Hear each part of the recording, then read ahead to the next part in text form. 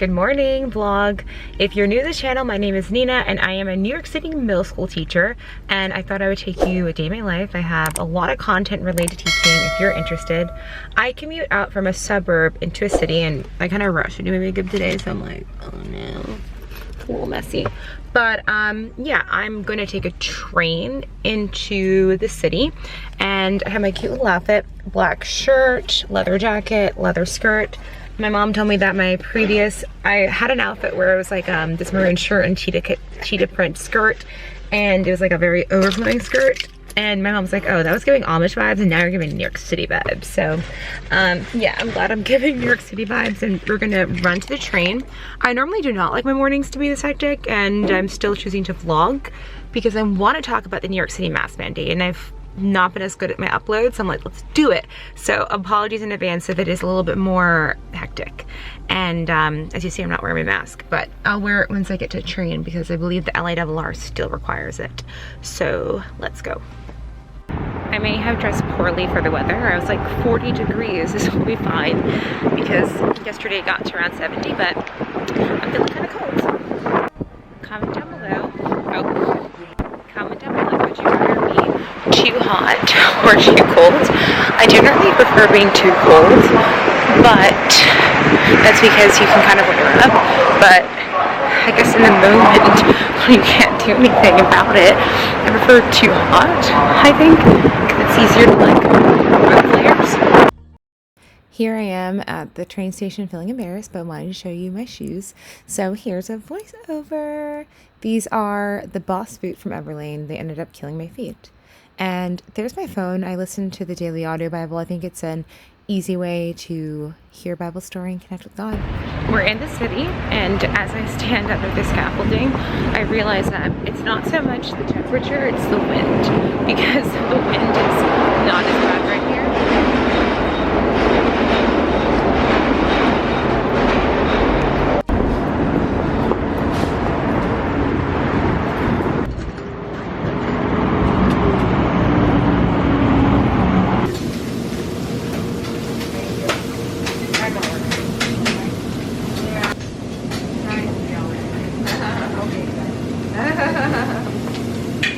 Thank you, Lucy.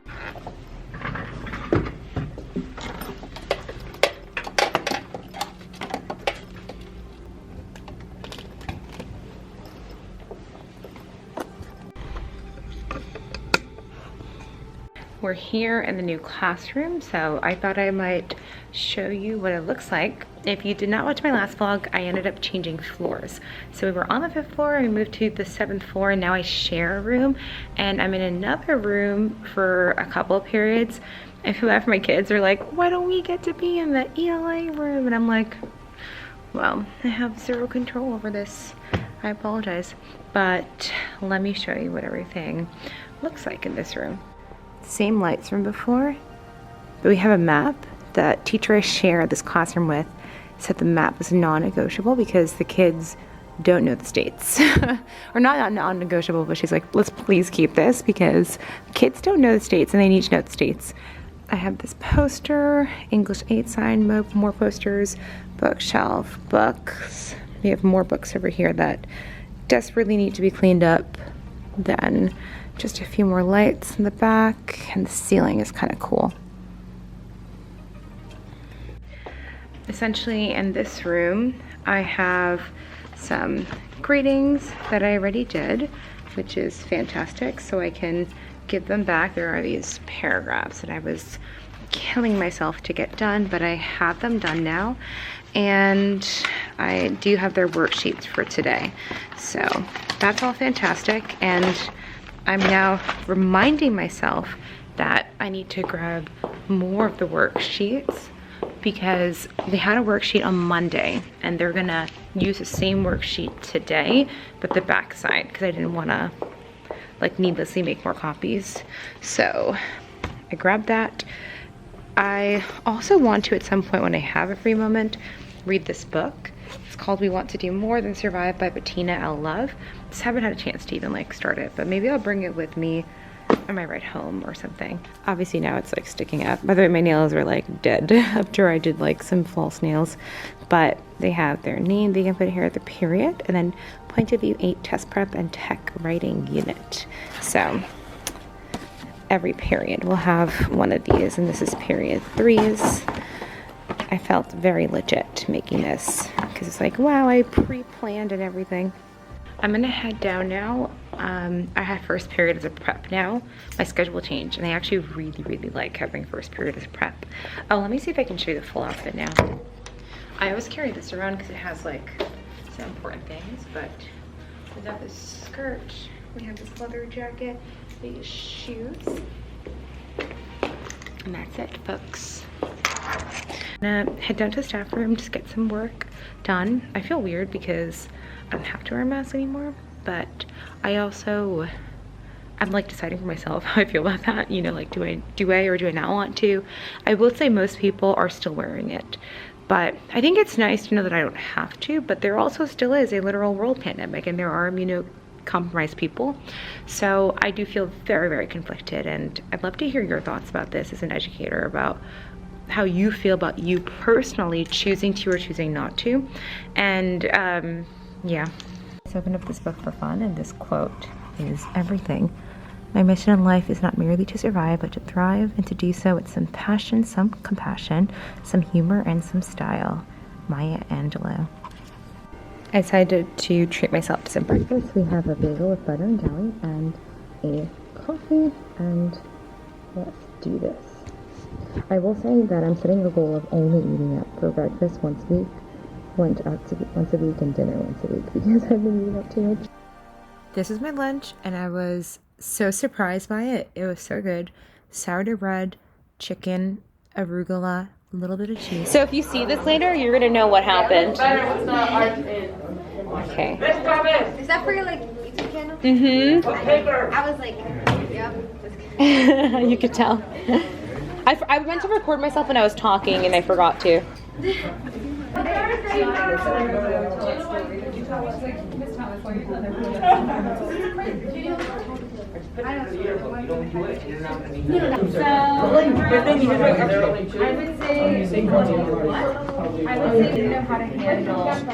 Yeah, they should just go on. Yeah, like that's the issue, right? Like we had to talk about that. No, actually they shouldn't. Because God was working. You didn't want me recording myself, Cammy, so I have you fanning me in my recording. Hello there, vlog. The day is done, so we're just walking to the train. I really appreciate that I'm able to do that rather than take the subway, especially now when there's all these cases of like violence and whatever else happening. But yeah, pretty much done.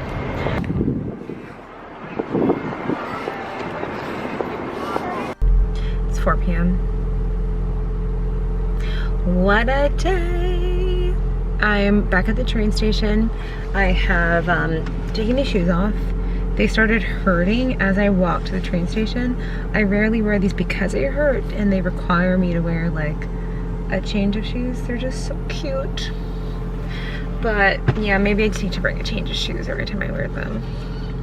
But yeah, I don't think I ever told you guys how early I wake up for work. I wake up 5:30, and it's because my job is a commute. I will say that I notice that there's so many teachers in my commute with me, and compared to driving into the city or driving into somewhere like I used to work out in Queens, and a lot of my colleagues would drive for like an hour and a half, I will 110% take a train ride for an hour or a commute for an hour and a half, be it train and walking and whatever, versus driving for that amount of time. I tried thinking like, oh, I've done long commutes before, but it's not the same. And an example of that is how I was able to pass out on the train. Yeah, I don't know if one good thing is it ends up being like the perfect nap, and so I'm energized when I get back home. But then I look like a crazy person on the train. Okay. I wore my mask less today, by the way, and it felt okay. I did wear it mostly, but there are moments like when you first come into the building where, you know, where your mask kind of Like, it feels like wet on you. So yeah, there are moments like that that are nice, where you can kind of just like not wear it, or just like moments when you want to be a person without a mask. And yeah, I mean, I do care about the safety and all that stuff, but let me know your thoughts about it, like how you feel about it, because it is something that's really conflicting for anyone making that decision, you know? And I think there's so many things going on in your brain, like just wondering if the people around you feel safe with you doing this, do I feel safe with me doing this, and so on. But I love to hear your comments about this down below. And let's go home. Mom! Mom! Mom!